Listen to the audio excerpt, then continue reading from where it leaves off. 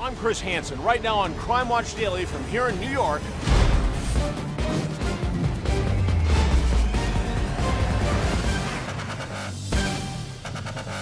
A California mother of two vanishes on a run. Just bring her home safe. The latest in a string of missing jogger cases haunting the country. It makes you think that, like, it could be anybody. Today, a Crime Watch Daily investigation, running into danger. Then, it's one of the most notorious cases of all time, involving sex, jealousy, and murder. She went nuts. She kept yelling, "Killer, killer, killer." Diane Zamora and her high school sweetheart convicted of killing her love rival in what came to be known as the Texas cadet murder. Now, in her first interview in nearly a decade, did you harm Adrian in any way? Zamora speaks out from behind bars to our Michelle Sagona. Did you pull the trigger? No. And she's offering up a new motive for the crime. I think he did this because... But is she telling the truth? We bring in the human lie detector. Do you believe Diane was lying to me in her interview? Plus, he's the Utah frat boy these women call the devil in disguise. I was scared. I was scared of him. Now, it's sentencing day for the serial rapist, and his victims are outraged. I definitely don't feel Jason Marie Lopez got what he deserved. Right now. Andrea Isom, sir, with Crime Watch Daily. Jason Matera with Crime Watch Daily. This. I'm Elizabeth. I'm here with Crime Watch. I'm Michelle from Crime Watch Daily. Anna Garcia from Crime Watch. Is Crime Watch Daily. Stay off my property. We'll find you again. We always do. Hey everyone, welcome to Crime Watch Daily from here on the streets of New York City. I'm Chris Hansen. First up today, jealousy. It can be a powerful emotion. And in the case of former Naval Academy cadet Diane Zamora, it can be a reason to kill. Michelle Sagona has a big exclusive on the story that made headlines around the world. Chris dubbed the cadet killers. Zamora and her boyfriend are both convicted of killing her love rival. Now, after about a decade of silence, she's willing to tell her side of the story, and she gives brand new details of what she believes happened on that fateful night. Young. I was a dumb kid. I was a dumb teenager. In love. I said a lot of things because I loved him. And deadly. She said that everyone knew that the girl was a tramp and a slut, and that she deserved to die. She said, David Graham, killer, killer. Convicted murderer Diane Zamora confessed to killing 16-year-old Adrian Jones, whom she believed to be her romantic rival in a love triangle with then-boyfriend David Graham. I was 17 when this happened, and it's crazy how different things are. Very different. But where did it all go so wrong? I was the good child. I was the one that was supposed to go places. I never got in any kind of trouble. Never had any problems at school, anything. Once on the fast track to a successful military career, to life behind bars. But now, Diane wants to set the record straight in this exclusive only with Crime Watch Daily. And she claims this will be the first time she's told her real side of the story. In her first interview in nearly a decade, Diane's offering up explosive new information about that murderous night. I know I made bad decisions. A lot of bad decisions, a lot of bad judgments. Beginning early December 1995, when, after only 2 months of dating, a then 18-year-old David Graham makes a salacious confession to his 17-year-old girlfriend, Diane Zamora. That he had been unfaithful to her. Local news reporter Ron Zimmerman covered the story. David no doubt met Adrian on the high school cross-country team. They ended up in a car going home together, and instead of going straight home, David took Adrian behind an elementary school, and apparently some clothes came off. 16-year-old Adrian Jones was a beautiful blonde track student at Mansfield High School in Grand Prairie, Texas. Adrian was an extremely good-looking girl, very, very pretty. Blonde hair, hazel eyes. She was the kind of girl that would simply stop a young man's vision right there, and his eyes simply couldn't leave her. And when David tells Diane he had sex with Adrian, she went nuts. She banged her head against the floor, and she kept yelling, "Killer, killer, killer." And David agreed to kill Adrian. Next, a murder plot takes shape as detailed in the couple's written confession to cops. Diane writes the plan was for David to break her neck and sink her body to the bottom of Joe Pool Lake. And in David's confession, he writes, the only thing that could satisfy her womanly vengeance was the life of the one that had, for an instant, taken her place. It was a life-changing event for all three of them, Diane, Adrian, and David. According to her own testimony, around 1 a.m., David picks up Adrian. Diane's hiding in the trunk. David drives to a remote area where Diane surprises Adrian from the back seat. The attack is on. According to David and Diane's confessions to police, Adrian is beaten in the head with weights and the butt of David's gun. But somehow she escapes the car and runs into a field where she collapses. Then horrifying final moments as her one-time lover shoots her twice in the head at point-blank range. A farmer driving down a desolate road saw something beside the road, and it was Adrian's body. Sadly, who killed Adrian will remain a mystery as her parents grieve and wonder what happened. It was extremely frustrating. You know, you want to know what happened and nobody is talking to you. Nobody's answering your questions. Texas Rangers were called into the case, and there were police from 2 different jurisdictions looking at it, but they simply didn't have a whole lot to go on at all. So it was a real mystery to the police. After that, Diane Zamora left Texas behind for the hallowed halls of the Naval Academy. and it appears Diane and David have gotten away with murder. Nearly a year has passed and the teenage killers are adults and successful military cadets. David Graham at the Air Force Academy in Colorado Springs, Colorado, and Diane Zamora at the Naval Academy in Annapolis, Maryland. Their killer's secret was safe until Diane let the word out to her roommates that in fact she had killed somebody. it was a bombshell admission. The conversation went something like this. It looks like you and David over at the Air Force Academy really love each other. Oh yeah, we really do. Would you do anything for each other? Oh yeah. Would you kill for David? Yes, and I already have. Once word gets out, Diane and David are arrested and charged with the murder of Adrian Jones and flown back to Texas to stand trial. And the prosecution comes out swinging, calling to the stand several people who Diane confessed to. Shoot her, kill her, shoot her. And Diane Zamora was told you that she was saying this to David Graham? Yes. She said that everyone knew that the girl was a tramp and a slut and that she deserved to die. Diane said Adrian deserved to die because she had taken something of hers that she knew belonged to someone else. And then there were Diane's own words. I screamed at him, kill her, kill her. He was just so scared that he wasn't about to say no to me. It was all in the confession. In separate trials, the former teen flames are convicted of capital murder. We, the jury, find the defendant Diane Michelle Zamora guilty of the offense of capital murder. Your punishment is hereby set at life in prison. But now in her first interview in a decade, convicted killer Diane Zamora, who has spent the majority of her life behind bars, is speaking out. When the jury or the judge came back and said, you're sentenced to life in prison, what was that moment like for you? I don't even really remember it. It's a blur.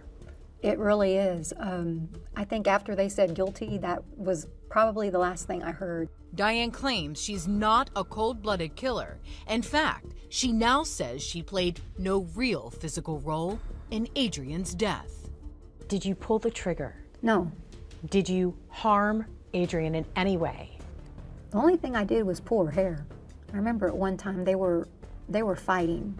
But what about her confessions to 4 different people and her handwritten confession to cops? I had no physical part in this, even though they tried to prove I did at first. And even though I said I did in that stupid confession, I had no physical part in it, and they proved that in court. But while prosecutors couldn't prove she played a physical role in the murder, they did prove Diane was the mastermind behind the killing when she allegedly told David to kill Adrian. True? Did you ever ask David to kill her? No, but I did wish her dead at one point, and I think that it went from there. But of course, I wished him dead. I wished myself dead. But I didn't believe anything like that would or could happen. And then when it did, I was in denial. And what does she have to say about the love triangle that led to this deadly confrontation? Diane says there wasn't one.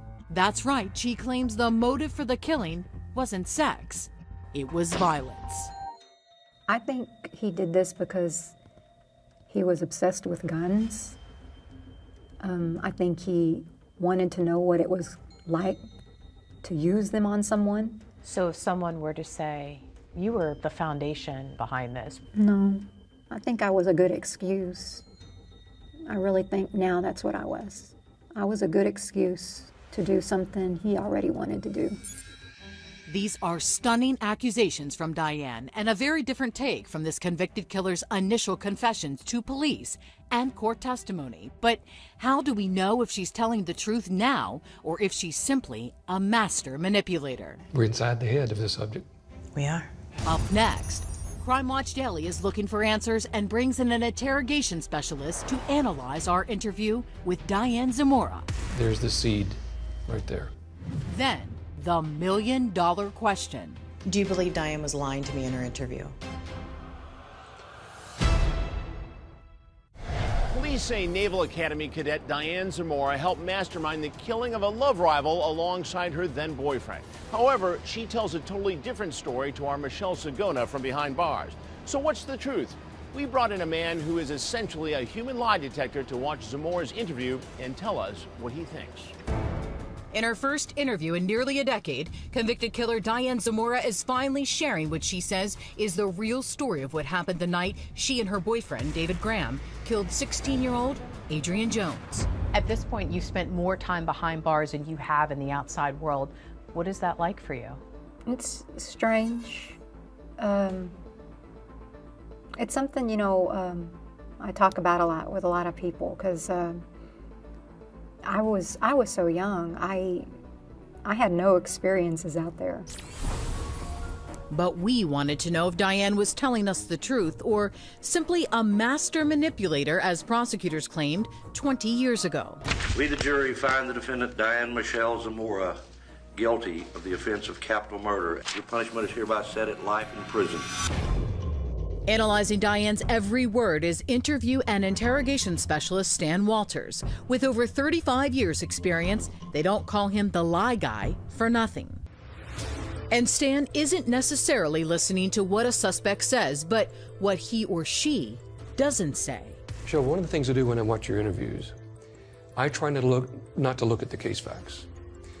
I want to see what you glean from the subject. Can I envision and see the events in my head as it occurs? If there's something missing, that stands out more to me. Somebody leaving on a block of time, a conversation, a connection. Now it's time to put those skills to use on Diane's interview. Let's play it. I can't even tell you what was going through my mind except that I was just so young and stupid. I was like, yeah, I want to meet this girl. You don't think things through. You don't think, oh, it's really late at night. That's when bad things happen. Right away, Stan starts noticing little inconsistencies, especially when Diane talks about playing no physical role in the murder. I feel like that option should always be open for the jury. They should be able to decide what your sentence is because I had no physical part in this. There's our surgical denial. And that's when you said you jumped that too, you caught that. Right. Physical part. Well, tell me about the planning part. Tell me about the conversation you and David had. How long before that night had you talked about it? Day, 2 days, 3 days? Had this been planned? Had it been running in your mind? Diane initially confessed to hitting Adrian in the head with a weight. At her trial, she was asked if she witnessed David bashing Adrian's skull with the butt of his gun. And during my interview with her, she gave much of the same answer she gave the court. Did you see that happen? No, but I saw his elbow come down. I didn't have my contacts in. Oh, I didn't have contacts or glasses at all. But you were hiding in the back of the car that night, your parents' Mazda, correct? True, but... Right there. But think of the butt as a giant eraser. What I've just said, you may not believe this, but erased everything, says you're not going to believe it. Everything she just said, she just neutralized with that one but. And Stan's not done with this area of our interview. He refers to it as a hot moment, taking special note of Diane's familiar physical and verbal reenactment of the violent blow. The piece about David striking Adrian, that same action, even where she raised her arm in your interview, it's exact same wording. To me, it sounds like it's a rehearsed segment. And that's key to her whole defense about the blow to the head. A defense Diane was sticking to throughout our interview. What was your role in all of this? Were you there? Did you participate? You were there. I didn't hit her in the head with a weight. Did you see that happen? She didn't get hit in the head with a weight. She got hit in the head with the butt of David's gun. Stan believes that Diane's initial confession to cops about hitting Adrian with a weight is the truth and most consistent with Adrian's injuries. I'm not a forensic pathologist, but the butt of a gun's not going to do that with one stroke. Her face caved in, her skull caved in. This part of the brain, if you remember several of the studies and watching homicide courses, this is a very, very thick part of the skull. And it takes a tremendous amount of force compared to the other part of the skull. It's thickest here. For that to be caved in, that's a lot of power. But what about other details of that night? Smells, sights, and sounds. Did she cry for help? I didn't hear her. I'm sure she did, but I didn't hear her. How are you sure? What makes you think she was sure? And then that would be a great point with the limited time you have to see what would happen if we pursue that spot or circle back to it as the interrogator. Here's the truth. Here's the story. And when it doesn't quite work and doesn't match up, the brain says, we got to straighten out this incongruence. And that's where the modifications keep coming in that you're hearing. And then there's this revealing exchange. Did you ever ask David to kill her? No, but I did wish her dead at one point, and I think that it went from there. From there? That just jumped out at me. I wished her dead at one point. It went from there. There's the plan. There's the plan. There's the seed right there. I wished her dead at one point. She probably... And it proceeded from there. Maybe told David, and that's where it stemmed from. That's where the seed was planted. We're inside the head of the subject. We are. And while Stan discovers several inconsistencies and omissions, it's now the moment we've been waiting for. Do you believe Diane was lying to me in her interview? She was being evasive by not letting you get close enough. It's easier to be evasive than flat out deceptive, because deception is either black, white, 0, 1, plus, minus.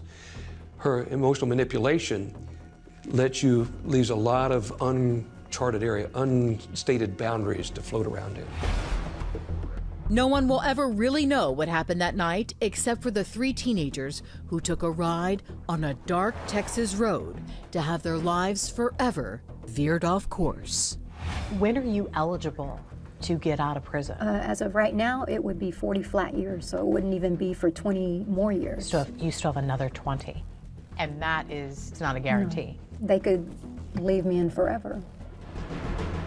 Along with fighting to get her story out there, Zamora has joined another battle, adding her name to the list of people who would like to see juvenile justice reform and get rid of mandatory sentences like the one she received. Right now, she's not eligible for parole until 2036, and we want to hear from you on this. Do you believe Diane Zamora's story of what happened to Adrian Jones? Sound off right now on our Facebook page. Coming up, a father and his 2 boys on the way to football practice until a bomb blast stops them in their tracks. At that point, I just started to scream, get out of the car, get out of the car, get out of the car. Who would want to take out the family? The investigation leads Crime Watch Daily down a dark path. That's next. Flames engulf the road. A thick black cloud of smoke billows into the sky. But this is no ordinary car fire in Michigan. The vehicle, being driven by a respected lawyer, was just the target of a calculated and potentially deadly crime. Our Andrea Isom investigates. How could anyone escape this fireball of death? Okay, we have a bad accident. My car blew up with 2 kids. Plumes of toxic black smoke and flames lick the September sky. I've got 2 significant leg injuries that are chewed up pretty good, okay? A terrified father begs for help. Deep tissue wounds. They are bleeding. I need someone here now. Is it an accident or an explosion fueled by evil? There was a hole, and you could see the starburst pattern. What it reminded me of was pictures of what the IEDs look like, you know, Iraq, Middle East, etc. But Eric Chappell wasn't driving in a war zone. He was driving his sons Grant and Cole to afternoon football practice in their sleepy hometown of Monroe, Michigan. I just remember laying on the side of the road, watching the car burn, watching the gas tank explode, just laying down there, looking at my dad and my brother. Those moments were like what for you? Out of this world. Cole's older brother Grant still replays the horror. I see stars, just completely disoriented. It was like a flash grenade or something. I can't really process what's going on because I just keep on like telling myself I'm gonna wake up at football practice. It's just like a bad dream. I must like have taken a nap during the car ride or something. The powerful blast rocketed their sturdy Volvo station wagon like a Formula One race car down the highway and then burst into flames. The hero dad had to act fast to save his kids from being burned alive. They were screaming, you know, they were in a lot of pain. And at that point, I just started to scream at the boys to, you know, get out of the car, get out of the car, and get out of the car. Grant and Cole crawl to the side of the road. All that remains of the family station wagon is a steel skeleton. I know my dad had to carry me to the side of the road because I couldn't walk. They made a tourniquet out of my football belt to stop the bleeding. I remember seeing the blood. Cole's leg was pretty well chewed up. How close did you and your family, you and your boys, come to dying? Milliseconds. A shaken Eric phones his wife, Maureen Terrell, who was at another sporting event with the couple's two other kids, Erica and Emma. As a parent, you want to be there when your children are hurt. Maureen rushed to the hospital. Eric and the boys had cheated death all right, but their injuries were severe. Grant, who was the front seat passenger, had deep wounds to his buttocks. And Cole, who was sitting in the back passenger seat, had his left leg embedded with shrapnel. Eric suffered deep gashes in his arm and face. So you've got kids in multiple rooms, so you're running from room to room, and who's going into surgery first? Investigators comb the car for clues. Then they bring in a bomb-sniffing dog, and bam! The dog sniffs out a shocker. A homemade bomb had actually been planted under the car. Your first reaction, your first thought? A bomb. Like, what do you mean a bomb? A bomb so powerful, the blast could be heard a mile away. And cops say it was intended not just to maim, but to kill. All right, so this is what? This is what the size, the length, the width, everything we think is the actual pipe, not the actual, but a good detail of what was used. The mad bomber had stuffed the metal pipe with ball bearings, as well as ammo for maximum damage. So this goes all the way, this goes through, piece here goes all the way through. Goes through, smokeless powder inside along with the shrapnel. And this is how the bomb was triggered, using this toy car's remote control. Remote control vehicles like this. What we think is they used these cars or parts from these trucks.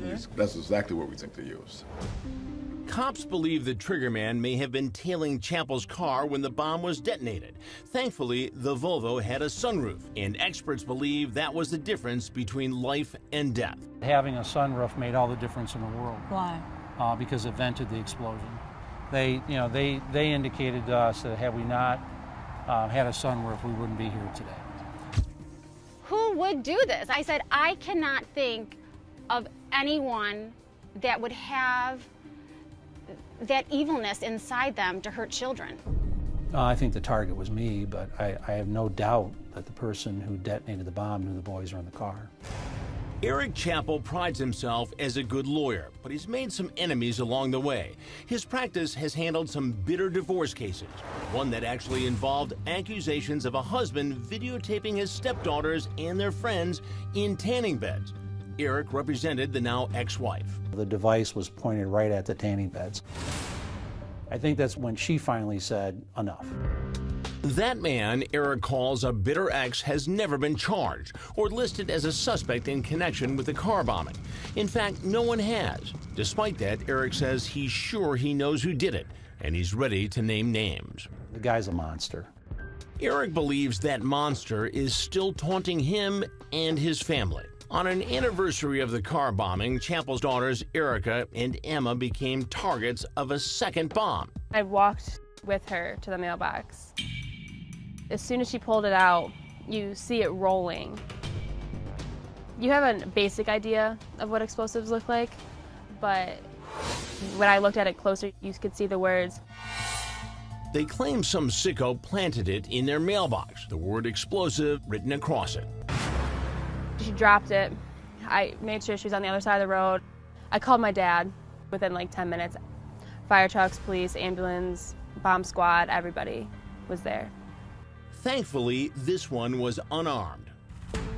What I understand it was a commercial explosive device. It wasn't armed, it didn't have a detonator on it, no fuse or what have you, but someone had placed that in the mailbox.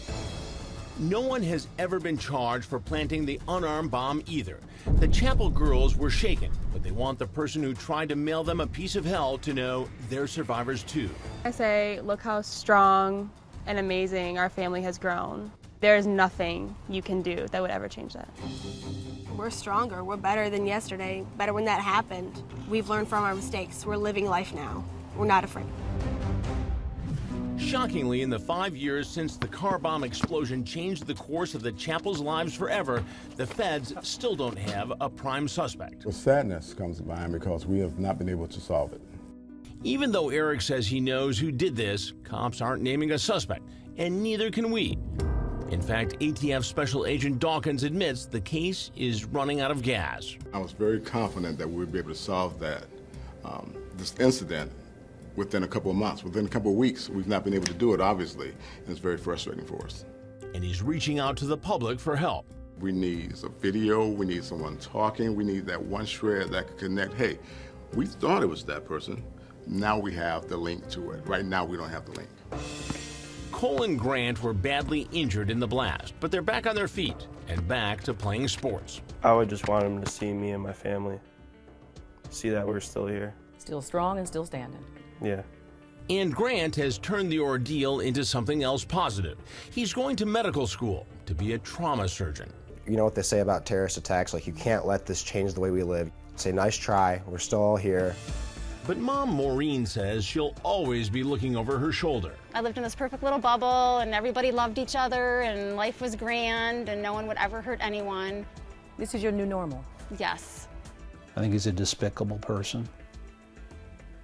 I don't think that he has much use walking this earth.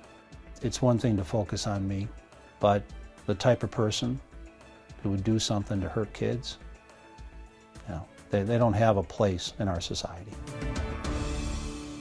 The ATF is offering up to a $10,000 reward for information leading to the arrest and conviction of the person responsible for the car bomb. If you know anything, you can call 1-888-ATF-BOMB. Up next, New York, Michigan, California. 3 states, 3 joggers either killed or missing. I'm coming, honey. I'm trying. I'm doing everything I can. And I love you. Are they simply random acts of evil, or is something else going on here? What's it going to take to solve this case? Hardcore detective work. Our all-new investigation into the escalating problem is next. It seems like every day we're seeing another story of a jogger being attacked. Of course, here in New York, we have the tragic unsolved case of Karina Vetrano, murdered while running through a Queens park. Police are still actively looking for a killer. And today, our Reed Grinsell has another sad story of a woman attacked while out for a jog. Is it open season on female runners? It seems like a nationwide epidemic. One by one, joggers killed or kidnapped in the middle of a run. The most recent case in Redding, California. Sherry Papini was last seen jogging in her neighborhood near the foothills of Mount Shasta. If she was listening, I wanted to say that we're trying, and we're trying the best we can, and I'm so sorry that I'm not there. That's Sherry's distraught husband, Keith, speaking to our Redding affiliate, KRCR. Sherry vanished into thin air in broad daylight. Her family believes she was kidnapped. Normal days, I would open the door and my family comes and runs and gives me a hug. Sherry wasn't home to give Keith that hug. He frantically searched the house. Their children were still at daycare. Keith found Sherry's cell phone down the street. Her pink jogging jacket was spotted nearby. That's when I knew she had been, in my opinion, taken or abducted. It's the worst thing in the world. I'm coming, honey. I'm trying. I'm doing everything I can. And I love you. Just months ago in Rose Township, Michigan, outside Detroit, another mystery deep in the woods. 911, what is the address of your emergency? There's a girl laying in my yard that just got shot a couple times. That's the dramatic 911 call after an unidentified man found a runner dead in his yard, murdered by an unknown assailant. Okay, she got shot? Yes. Laying face down, she's bleeding all over the place. I got to get out there and see if I can help her. I think she got out of a car and somebody shot her. It was Alexandra Bruger. Her friends call her Allie. She was a nurse. Allie was on her daily 10-mile run in this wooded area when she was gunned down. It's really inconceivable for us to even imagine what she went through at those last moments. Nikki Bruger put her daughter's pink jogging shoes out in her memory for a young woman who was well-liked and had no enemies. She was only 4'9", 98 pounds, and she looked like a child when she ran. Even though she was 31, she looked very young. Allie's mother says she put up a brave fight against her killer. She pushed down her fear at that time. She could have stood there frozen in fear, but she pushed down her fear and turned to run. And this person shot her 4 times in the back while she was running away. The Michigan State Police were called in to investigate Allie's murder. You look at the family, you look at the boyfriend, you look at any other boyfriend, you look at any past criminals, you look at sex offenders, you look at, and these are all things that we're either already have finished doing or in the process of doing now. The killer is still on the loose, leaving the small town in fear. We leave our keys in our cars. We don't lock our doors. The barns are open. We just haven't, we've changed. We've locked down, keeping our eyes open, and it's kind of scary. I've been in Rose Township 17 years, and we've never had anything like this before, and we're all afraid. And not to get too much information is even scarier. And in Princeton, Massachusetts, west of Boston, cops have checked out almost 1,000 tips in the killing of Vanessa Marcotte. It makes you think that it could be anybody, and should you trust anybody? Vanessa lived in New York City and worked for Google. She was visiting her mom and went out for a Sunday afternoon run. She never returned. Cops found her body a half-mile from her mother's home, naked and burned. In the case that continues to haunt New York City, Karina Vetrano, killed during a jog in a park in Queens. There are no new developments. What's it going to take to solve this case? Hardcore detective work. Karina's murder has New York City on edge. The NYPD's chief of detectives, Robert Boyce, is working tirelessly to solve the killing. The motive was sexual assault, and this was a random attack. We are confident, but we're not closing out anything on this case. Is there one assailant, bloodthirsty, traveling from state to state, picking off women jogging? Or are these simply random acts of evil? No one seems to know. But there's hope that Sherry Papini could still be alive. Her husband has this message for whomever might have kidnapped his wife. Bring her home. Bring her home. Just bring her home. Bring her home safe. There's a $50,000 reward. Bring her home. In all my years of reporting, I've come face to face with my fair share of sexual predators. But today, in a powerful new interview, we meet 2 very brave victims who were attacked by the same college frat boy.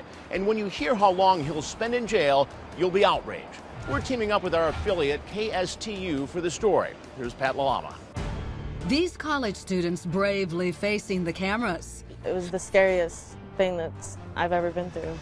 Revealing horrifying details about what they suffered at the hands of Sigma Chi frat boy Jason Lopez. I asked him to stop, and he never did. And then,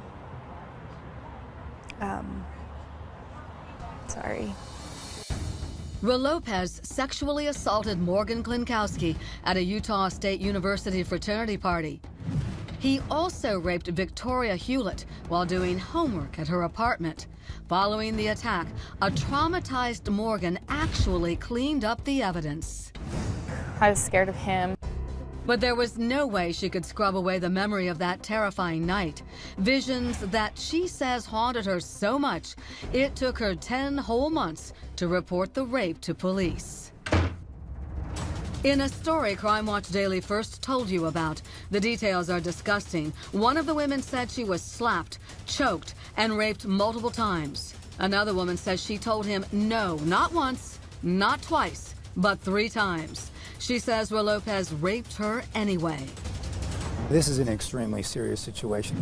So who is Jason Lopez? On his Hot or Not page, he poses bare-chested, brandishing his weapon, and says he likes adventurous women who like to have a good time.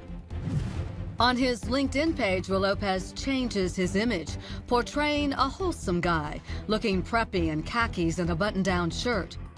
He says he was an air traffic controller and is studying finance. But now his high-flying career has come to a grinding halt. Here's Lopez in court, shackled and wearing a pink jailhouse jumpsuit. Our Salt Lake City affiliate KSTU reporting that Lopez struck a plea deal, 1 year in jail, and admitting he raped the women. His victims are upset that he didn't get a harsher sentence. It was really hard because I definitely don't feel Jason Lopez got what he deserved. Judge Brian Cannell is also angry about the outcome of the case and said in court, if it wasn't for the previously arranged plea agreement, he would have sent Lopez to prison. He calls Lopez's actions repugnant and abhorrible. This is a very private trauma that they have suffered, and so it's very difficult for them to come forward. I was so proud of them. They showed great courage. But the women say not only was it tough facing Lopez in court, they felt they were victimized yet a second time. They say by the defense attorney's brutal pretrial statement. Regret the next day of doing something stupid when you're drunk doesn't make rape, and it doesn't make aggravated sexual assault. Victoria Hewlett isn't done seeking justice. She's slapping Utah State University and the Sigma Chi fraternity with a lawsuit, claiming they knew all about Lopez's history but did nothing to stop him. Court documents say before Hewlett was attacked, 5 other women had reported to the university that they had been sexually assaulted by Lopez. It shouldn't take 6 of these events. They should be investigated the right way from the first one, not the 6th one. Victoria never returned to Utah State and is now taking classes at Utah Valley University. The girls say with the trial behind them, they are looking forward to moving past this dark chapter in their lives. I was just excited that it was over. Knowing that you truly aren't alone, like the amount of people who have reached out to me and have blessed my life because of this struggle. As part of the conditions of the plea deal, Jason Lopez can retake a test that determines the likelihood of reoffense. If he's determined to be low risk, he can be released early from jail. If the results are moderate to high, he would face more prison time. Now, we want to hear from you. Do you think 1 year is too light of a sentence for the suspect? Sound off right now on our Facebook page.